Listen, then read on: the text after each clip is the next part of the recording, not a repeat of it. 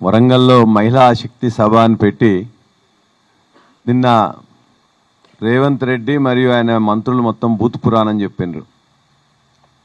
జనరల్గా వరంగల్ ప్రజలకు, వరంగల్ మహిళలకు, వరంగల్ యువతకు మా అందరికీ ఐకాన్ ఇవాళ ఒకప్పుడు చరిత్రకారులైతే, కొంతమంది కవులైతే ఇప్పుడు కేసీఆర్ గారు. మా మహిళలకు తెలిసింది ఎవరంటే చాక లైలమ్మ, రాణి రుద్రమదేవి, సమ్మక్క సారక్క. నిత్యం కొలుస్తుంటాం, స్ఫూర్తి పొందుతుంటాం. మా రైతులకు తెలిసింది దొడ్డి కొమరయ్య, ఒక బందగి. అదేవిధంగా సర్దార్ సర్వాయి పాపారాయుడు. ఎందుకంటే వీళ్ళందరూ ఇక్కడ పుట్టిన వాళ్ళే, నేను చెప్పిన వాళ్ళందరూ. మా విద్యార్థులకు తెలిసింది మా జయశంకర్ సార్ పాఠాలు, వారి యొక్క సిద్ధాంత వెలుగు. మా కవులకు తెలిసింది ఒక పోతన, ఒక కాలోజీ. ఇవాళ వాళ్ళ యొక్క స్ఫూర్తితో మేముంటే అందరికీ ఆద్యంతం ఇష్టపడే నాయకుడు మా కేసీఆర్ గారు. ఆ కేసీఆర్ గారి నుంచి ఇష్టం వచ్చినప్పుడు మాట్లాడి ఈ వరంగల్లో నిన్న జరిగిన సభ ద్వారా ఇక్కడ ఉన్న వరంగల్ మొత్తం కూడా నిజంగా ఆద్యంతం భంగపడ్డది. అంతకుముందున్న రైతాంగం ఇదే వేదికగా సభ పెడితే చాలా కార్యక్రమాలు వాళ్ళు చెప్తే ఇస్తారేమోనో ఆశపడ్డది, ఇప్పుడు గోసపడ్డది.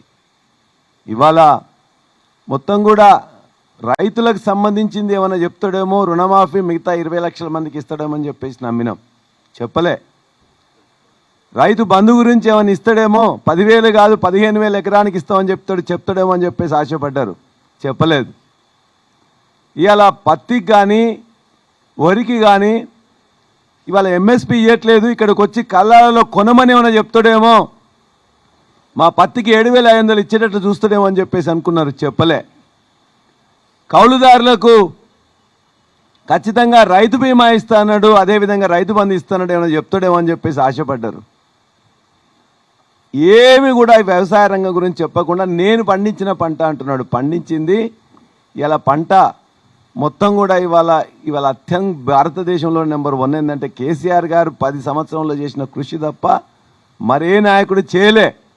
ఈ 10 సంవత్సరంలోనే 2014లో 14వ స్థానంలో ఉంటే ఇవాళ 2023లోనే మొదటి స్థానంలో తీసుకొచ్చిన వరిని.